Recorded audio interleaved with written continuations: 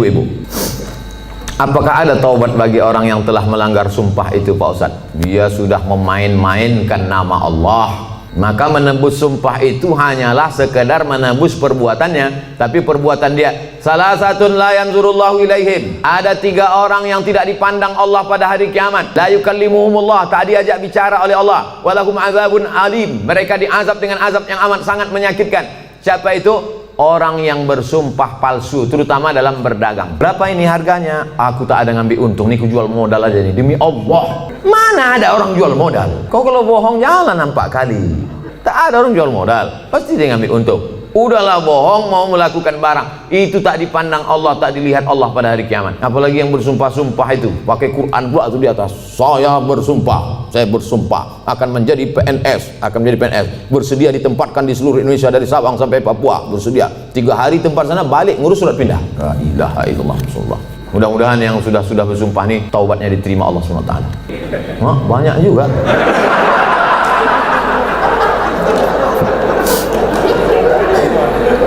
Yang udah berlalu apa boleh buat? Illa man taba, kalau dia bertaubat, wa amana, beriman, wa amila amalan salihah, taubat nasuha, beriman dengan baik, beramal soleh. Ulaika yubaddilullahu sayyiatihim hasanat, maka semua yang buruk-buruk, dosa-dosa yang jelek-jelek dulu insya Allah diganti Allah dengan yang baik-baik. Tobat, mandi tobat, macam mandi wajib, basah semuanya. Kalau tak ada air, keran mati listrik, pergi ke sungai, terjun situ. Insya Allah kalau dapat yang dalam itu bukan cuma dosa hilang, kau hilang sekalian. Setelah itu sembahyang sunat taubat, usolli sunnatat taubat, raka'ataini lillahi ta'ala, Allahu Akbar, iftitah, habis itu Fatihah, habis itu ayat terserah, apa terserah ayatnya. Qul huwallahu ahad, kata malaikat. Kau sembahyang taubat pun qul huwallah juga. Panjanglah sedikit.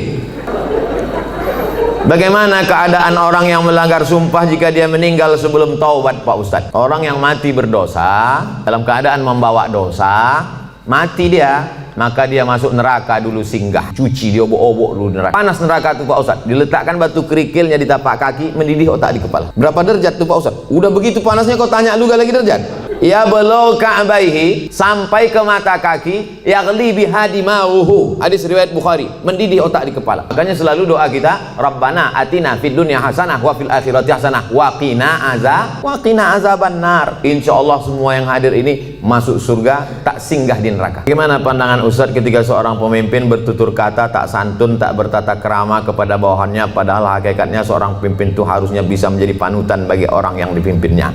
Kalau kita tak suka, saya kebetulan tidak pimpinan, tapi dulu pernah juga jadi dosen. Satu semester itu kadang 10 kelas, satu kelas itu isinya 30 orang. Jadi saya memimpin 300 orang. Jadi saya sampaikan di pertemuan pertama, adik-adik mahasiswa sekalian, saya ini orangnya tak suka marah-marah, ngamuk-ngamuk, caci maki, sumpah serapah. Saya punya aturan-aturan, nilai saya ambil 40% dari mid semester, 40% dari UAS, ujian akhir semester. Ini saya bagi ada 13 makalah. Pertemuan pertama tatap muka, perkenalan, orientasi. Pertemuan nanti berikutnya adalah presentasi makalah. Kalau kalian sedang tidak mood, sedang malas, jangan datang ke kampus, karena aku tak bisa menengok kalian main-main di dalam, main HP. Saya kasih tahu, kalau kalian tak siap makalah, jangan kalian datang. Kalian buat izin, nanti bisa telepon saya, bisa kirim WhatsApp saya. Nah, kita kasih tahu dari awal. Kita yang paling tahu tentang diri kita, apa yang membuat kita marah. Kalau kita pula mau mengasih tahu dia, kasih tahu dengan baik. Jangan kita marah kepada ini, kita lampiaskan ke sini. Qaulun ma'rufun, ucapan yang baik, wa maghfiratun, pemberian maaf, khairun, lebih baik. Pimpinan juga tak bisa marah-marah. Apa titel bapak tuh?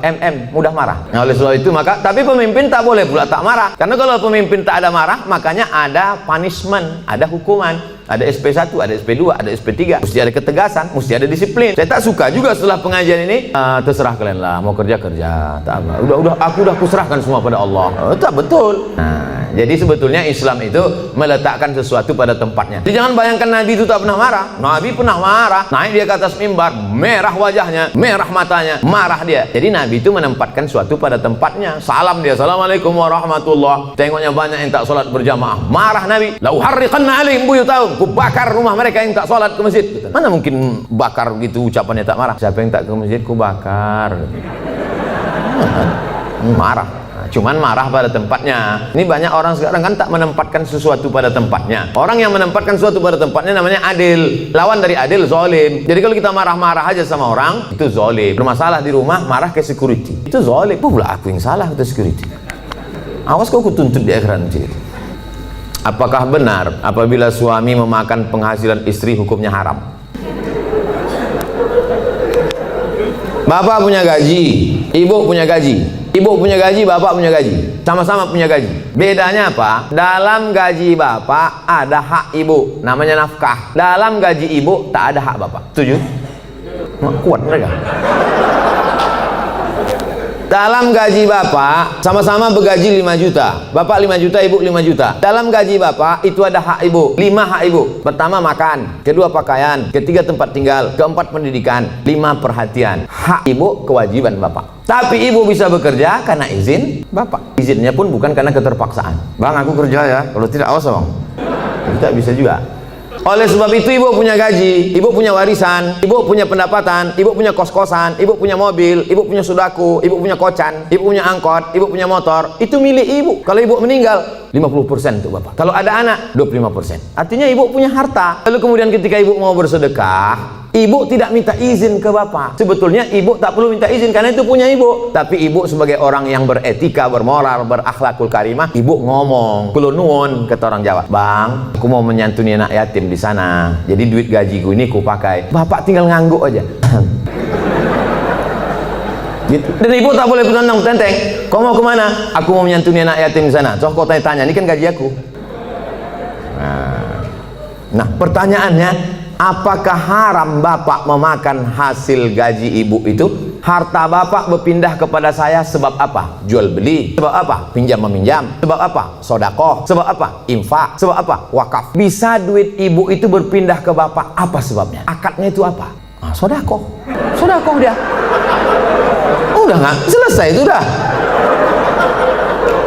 "Bang, ini gajiku bang, ini duitku bang. Tapi karena aku tengok abang susah kali, ini ku kasih abang sodakoh. Biar jangan apa kali ya bang, ini ambil."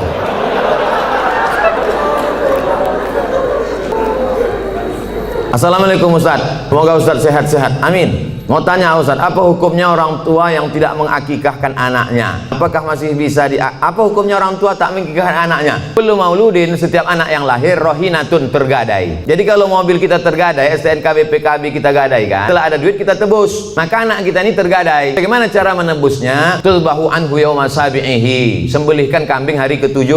Yuhlaku, cukurkan rambutnya. Wa yusama, kasih nama. Nama yang baik-baik. Siapa nama anak kau? Alan Nuari. Kenapa itu kau kasih? Lahir di jalan bulan Januari. Kasih nama yang baik-baik, cukurkan rambutnya karena itu rambut kotor di dalam, lalu kemudian sembelihkan kambing hari ke-7.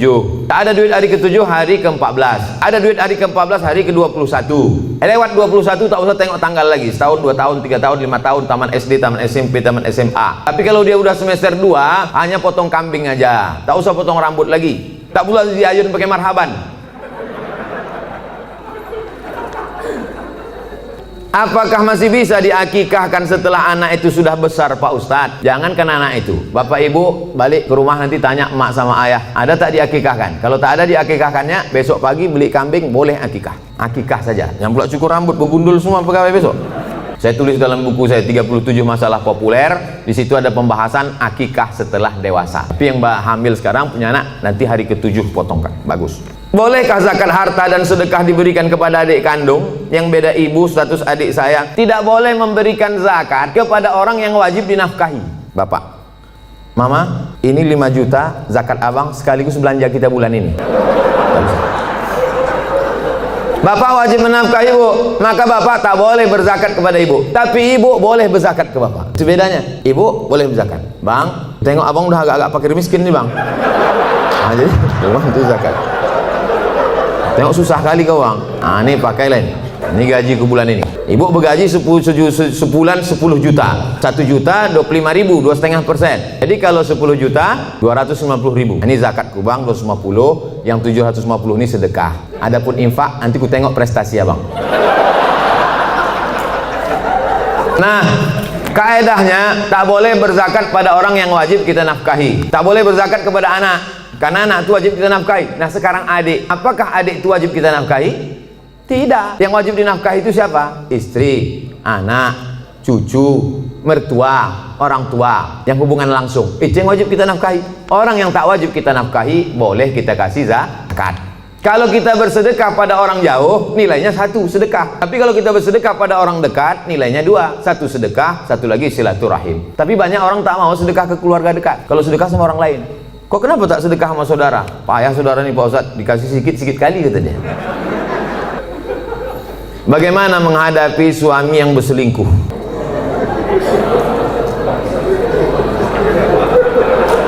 Udahlah dikasih zakat, berselingkuh pula.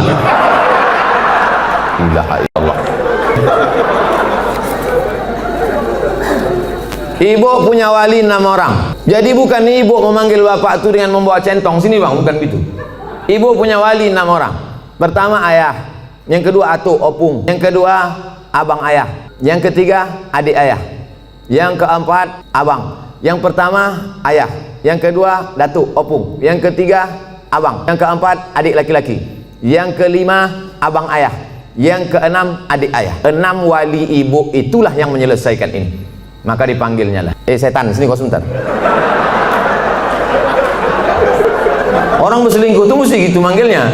Tak pula kita panggil kepada menantu kami silakan datang. Mana lah tengkuk dia. Kalau ada yang polisi, tentara situ, cabutkan pistol, letakkan di atas meja tuh, pang, letakkan. Tahu dia, walaupun tak ada pelornya. Ku dengar kau udah selingkuh. Kemarin tertangkap screenshot SMS, ini dia kan, ini foto perempuan kan, kau jangan macam-macam, kau berhenti selingkuh. Kalau kau tak berhenti, jadi kasih dia mop, di mop dia sikit, habis itu berhenti. Iya pak, aku stop nih. Ada berhenti dia, tinggal lagi ibu. Mau ibu menerima barang second nih? Kalau ibu, kata ibu, Pak Ustadz, aku ikhlas menerima dia Pak Ustadz, tak bisa aku berpindah ke lain hati Pak Ustadz. Terimalah dia, tapi jangan sampai mulut ibu berkata bisa tapi hati ibu tidak. Itu bahaya, lain di mulut lain di hati. Ada lagunya itu. Kalau ibu berkata bisa, katakanlah bisa, tapi kalau katakan tidak, katakan tidak. Karena banyak perempuan berkata mulutnya bisa, tapi pas begitu jalan bersama terbayang dia selingkuhan siapa. Itu menjadi masalah. Hidup ini singkat bu, hidup ini singkat. Jangan sampai gara-gara ini terpengaruh kepada sholat ibu, ibadah ibu, kerja ibu. Oleh sebab itu pikirkan baik-baik. Kalau bisa, bisa ambil waktu agak seminggu, 2 minggu, 3 kali Jumat, aku berpikir dulu gimana, selesai. Jika kita mengetahui bahwa pasangan hidup kita telah mengikuti ajaran Syiah, apa yang harus kita lakukan? Apa hukumnya? Perbedaan kita dengan Syiah ini 5. Yang pertama, Syiah wajib mengimani imam 12. Sedangkan rukun iman kita 5. Antumina billah wa malaikatihi wa kutubihi wa rusulihi wa yaumil akhir wa biqadri khairihi wa syarrihi. Sedangkan dia ada rukun imannya lagi, beriman kepada imam yang ke-12 imam. Siapa yang tak percaya kepada imam 12 kafir. 2, mereka mencaci maki sahabat Nabi. Karena kata mereka setelah Nabi meninggal itu mestinya penggantinya Sayyidina Ali. Lalu kata mereka Abu Bakar dengan Umar itu merampas khilafah Ali, dan sahabat yang lain diam melihat kebatilan. Maka sahabat-sahabat Nabi itu kata mereka kafir. Yang ketiga, kata mereka ada Quran yang disebut dengan Mushaf Fatimah, tebalnya 3 kali lipat daripada Quran ada kamu sekarang. Kenapa buktinya musabaqah tilawatil Quran mereka pakai Quran yang ada sekarang? Kata mereka sebelum Imam Al-Qaim mereka menunggu imam yang ke-12. Imam yang ke-12 itu katanya bersembunyi di Sirdab, di bukit di Irak, dalam terowongan. Itu mereka tunggu-tunggu belum keluar lagi. Nanti kalau keluar imam yang ke-12 itu dibawanya kitab yang asli, sementara yang asli itu datang pakai aja yang KW ini dulu kata dia. Yang keempat, mereka ada meyakini namanya taqiyah. Taqiyah itu kalau di tengah orang ahlu sunnah, pura-pura dia ahlu sunnah. Kalau di sini banyak Muhammadiyah, pura-pura dia Muhammadiyah. Kalau di sini banyak Al-Wasliyah, pura-pura dia Al-Wasliyah. Kalau di sini banyak NU, pura-pura dia NU. Kalau di sini banyak ahlu sunnah, dia bilang Sunni. Kau ini Syiah apa Sunni? Aku Sunni. Kebetulan banyak Syiah, kau Sunnah apa Syiah? Aku Syiah. Kalau kebetulan situ 50-50, kau Sunnah apa Syiah? Aku Susi. Susi, Sunnah Syiah. Yang kelima, mereka ini menghalalkan nikah mut'ah. Nikah mut'ah itu bagian dari akidah keyakinan. Mut'ah itu artinya enak, mut'ah itu artinya nikmat. Nikah mut'ah itu nikah kontrak. Jadi boleh nikah kontrak. Aku nikah mut'ah sama engkau dari jam 5 pagi sampai jam 5 sore dengan mahar 50.000 tunai. Sah. Dalam Islam tak boleh nikah mut'ah. Oleh sebab itu inilah perbedaan, 5 perbedaan menurut Syekh Ali Jum'ah, ulama besar. Kita berpegang teguh dengan ahlus sunnah wal jamaah. Kalau ada suami ibu atau istri bapak yang ikut golongan ini, ajak dia balik, bawa dia ke ketua MUI, bawa dia ke dokter Ardiansah Sekum MUI, supaya diceramahi dia, dibalikkan kepada Ahlus Sunnah wal Jamaah. Karena tak mungkin bisa bersama. Antara NU Muhammadiyah masih bisa, antara Al-Wasliyah dengan Muhammadiyah masih bisa, karena masih sama Ahlus Sunnah wal Jamaah. Apakah sah sholat jika kita tak tahu arti bacaan sholat tersebut? La sholat liman lam yaqra bi fatihatil kitab. Tak sah sholat kalau tak baca Fatihah. Apakah disyaratkan tahu artinya? Tidak. Tahu secara global saja. Allahu akbar kabira walhamdulillahi katsira subhanallahi bukratan wa asila. Tahu secara global. Apalah arti doa iftitah itu? Allah Maha Besar. Selebihnya yang kau tanya aku, macam tak ada lagi pertanyaan lain. Nah, gitu cara jawabnya kalau kita tak tahu. Habis itu Fatihah. Fatihah secara umum tahulah kita. Alhamdulillah rabbil alamin arrahmanir rahim maliki yaumiddin iyyaka na'budu wa iyyaka nasta'in ihdinas siratal mustaqim siratal ladzina an'amta 'alaihim ghairil maghdubi 'alaihim waladdallin. Ayat begitu juga. Qul huwallahu ahadun illahus shamadun lam yalid wa lam yulad wa lam yakul lahu kufuwan ahad. Jadi andai tak tahu artinya tetap sah. Tapi kita berusaha untuk tahu. Maka belilah Quran yang ada terjemahnya. Ada terjemahnya, ada tajwidnya, ada asbabun nuzulnya, ada tafsirnya. 250.000. Jangan tawar-tawar lagi. Harga sepatu 500. Sepatu yang menjaga tapak kaki dari tai ayam 500 harganya. Quran yang menjaga diri dari api neraka. Quran waktu akad nikah dulu diletakkan di ruang tamu dalam peti kaca. Setiap tamu datang ke situ macam nengok kucing. Mana yang lebih diutamakan? Ibu atau istri? Ibu-ibu mesti berkata, aku milik suamiku, suamiku milik ibunya. Banyak yang mengangguk. Yang tak mengangguk ragu dia. Aku milik suamiku, suamiku ini milik emaknya. Ibu kenal bapak ini kan setelah dia kerja, setelah dia 22 tahun, setelah dia tamat, setelah dia kuliah, setelah dia punya duit. Dulu waktu tapak kakinya 2 jari, panjangnya sejengkal, kenal ibu sama dia? Mana kenal? Oleh sebab itu muliakan dia dengan memuliakan ibunya. Bapak juga begitu. Bapak muliakan ibu bapak di depan istri bapak. Kehormatan, kemuliaan. Adinda, ini emakku. Tak ada mantan emak, mantan bini ada. Oleh sebab itu maka ini tak bisa dibenturkan, jangan dilagakan ini antara emak dengan ibu ini. Oleh sebab itu maka ini masa lalu, yang ini masa depan. Maka insya Allah bapak ibu bisa menjaga. Waktu kemudian kita menyampaikan nanti waktu bapak punya anak perempuan, bapak sampaikan itu, hai anakku, kau perempuan, kau punya laki, punya suami, suamimu itu punya emak. 3 kali nak Nabi menyuruh berbakti kepada dia. Jangan sampai mak tua umur 80 tahun datang ke rumah, nak mintalah duit kau 50.000, mak belum makan lagi. Apa kata si awang tuh? Sebentar ya mak, aku tanya biniku dulu. Kalau ada bapak yang begini, insya Allah selamat dari azab kubur. Saking kan menderitanya udah di dunia.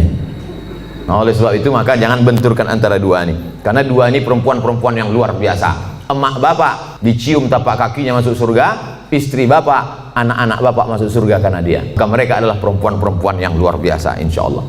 Apa hukumnya debitur yang mau hijrah tapi masih memiliki kewajiban di bank dan hanya mau membayar tunggangan pokoknya saja, tunggakan pokoknya saja, tapi tak mau membayar tunggakan bunganya? Laporkan dia ke polisi. Kau dulu waktu minjam duit ini tak tahu kau neraka, sekarang giliran bayar baru kau bawa neraka. Ini kan negara hukum. Jadi bapak-bapak kan negara hukum. Kan dulu kan ada tanda tangan materi 6.000. Saya akan bayar pada tanggal sekian, kalau tidak barang akan disita, kalau tidak. Nah itu. Jadi tak bisa dia berkata, saya tak mau bayar bunga. Bunga ini haram. Jadi dulu yang nanda tangani siapa? Hantu. Jadi saya kasih tahu sama yang mau hijrah-hijrah, kalau kau mau hijrah, kau bom. Kalau kau takut ini riba, ada aset yang bisa dijual, ada kos-kosan, ada tanah, jual, bom kan ke sini, bam, selesai tutup, baru hijrah. Begitu caranya. Tak ada yang bisa kubom Pak Ustaz. Kalau kubom ini meledak semuanya, Hiroshima Nagasaki ini Pak Ustaz. Kau bayar aja cicilannya sampai lunas, bayar sampai selesai. Begitu, karena kita tinggal di negara kesatuan Republik Indonesia yang dipakai adalah hukum konvensional. Oleh sebab itu maka sesuai dengan perjanjian, bayar selesaikan. Kalau bisa dibom, bom. Kalau tak bisa, lunasi cicilan sampai habis. Pak Ustadz, bagaimana caranya supaya saya bisa ikhlas dan sabar karena ditinggal anak meninggal saat usia 4 tahun dan sudah hampir 4 tahun dia pergi, tapi sampai saat ini perasaan saya masih sedih dan selalu merindukannya. Apa saya kurang ikhlas? Nabi punya anak namanya Ibrahim, meninggal umur 18 bulan, menetes air mata Nabi, menangis Nabi. Makamnya di Ma'lah, samping makam Nabi arah ke kiblat, samping Masjid Nabawi sebelah kiri. Amatardo ya Rasulullah, apakah kau tak ridho anakmu meninggal ya Rasulullah? Kata Nabi, aku ridho. Kalau kau ridho, kenapa kau menangis? Air mata kasih sayang. Makanya kalau sekedar menangis, jangan larang. Kalau ada ibu-ibu menangis, kata Nabi, da'hunna, biarkan mereka Umar, biarkan mereka menangis. Yang tak boleh itu meratap itu, oh Allah, nggak boleh. Selama lidah tak bergerak, selama tangan tak bergerak, hanya tetesan air mata boleh. Tapi kalau sudah mulut bergerak, mengapalah anakku, kenapa tak anak dia? Lalu kemudian, laisa minna man darabal khudud wa syaqqal juyub. Bukan umat Muhammad SAW siapa yang memukul-mukul pipi, menarik-narik rambut. Itu tak boleh. Tahan tangan, tahan lidah. Ini yang pertama. Yang kedua, tak ada yang bisa menenangkan hati ini selain zikir dan baca Quran. Asal teringat kepada anak buah hati belayan jiwa itu, buka Quran, hatamkan Quran dari Al-Fatihah, Al-Baqarah, buka Quran digital baca. Asal terasa rindu, ingat bayangannya segala macam, ingat Quran. Yang kedua, banyak sedekah. Sedekah ke masjid. Saya mengenang almarhumah emak udah setahun 4 bulan, orang tua sampai hari ini, untuk menghilangkan itu tak pernah lupa baca Al-Fatihah. Asal ingat untuk almarhumah Al-Fatihah. Begitu juga kirim Al-Fatihah, baca Quran malam Jumat, surah Al-Kahfi, tiap malam baca Yasin, untuk menghilangkan itu semua. Tak ada tempat kecuali minta kepada Allah Subhanahu wa taala. Yang ketiga, ada yang lebih sayang kepada dia daripada kita. Mana yang lebih sayang kepada anak kita itu? Kita atau Allah? Allah. Itu barang pinjaman, biang-biaknya. Kenapa kita marah? Inna lillahi wa inna ilaihi, itu punya dia. Ketika diambil, kenapa kita marah? Ini mimbar ini bukan punya saya, ini mikrofon ini bukan punya saya. Ketika diambil marah saya, berarti saya gila. Ini bukan punya saya, kecuali ini saya bawa dari rumah, bukan punya kita. Maka yakinkan bahwa ada yang lebih sayang daripada aku. Yang keempat, berpisahnya hanya sekejap.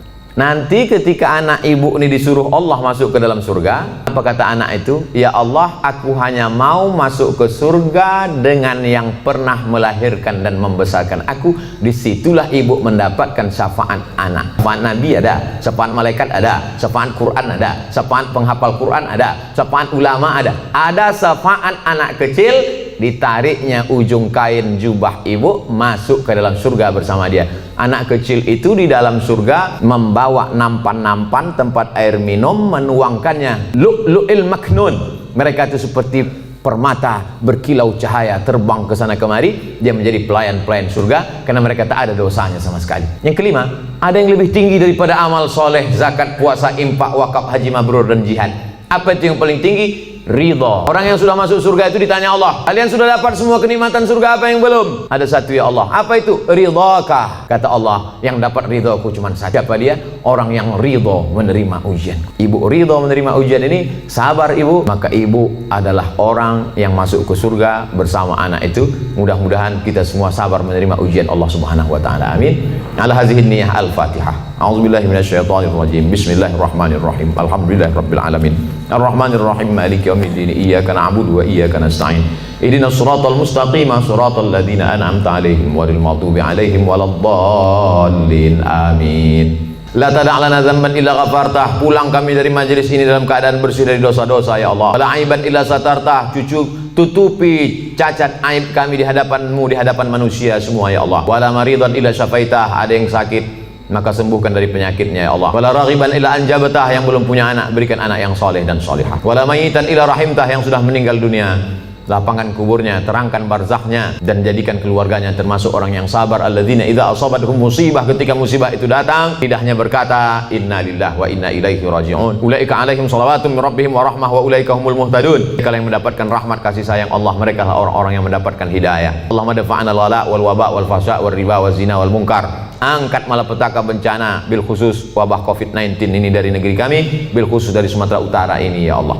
Allah mawafiqna lima tuhibbuhu wa tardah. Tanamkan taufik dan ridhamu dalam hati kami supaya kami beramal dengan amal yang Kau cintai dan Kau ridhai ya Allah. Allah marzuqnal istiqamata ala syariatil gharra wa tariqatil bayda. Berikan kami istiqamah supaya kami mati dalam keadaan husnul khatimah. Allahumma ja'al akhira kalamina inda intihai ajalina. Ketika ajal kami sampai, saat malaikat maut mencabut nyawa kami, jadikan yang terakhir keluar dari mulut kami la ilaha illallah Muhammadur Rasulullah sallallahu alaihi wasallam. Rabbana atina fid dunya hasanah wa fil akhirati hasanah wa qina adzabannar. Sallallahu ala sayyidina wa maulana Muhammad wa ala alihi wa sahbihi wasallam walhamdulillahi rabbil alamin. Taqabbalallahu minkum minna wa minkum taqabbal ya karim. Selama lebih kurang 90 menit kita bersama, banyak tutur kata menyinggung perasaan tak berkenan di hati. Saya mohon maaf. InsyaAllah kita semua selalu menjaga iman dan Islam. Mohon maaf. Terima kasih. Wassalamualaikum warahmatullahi wabarakatuh.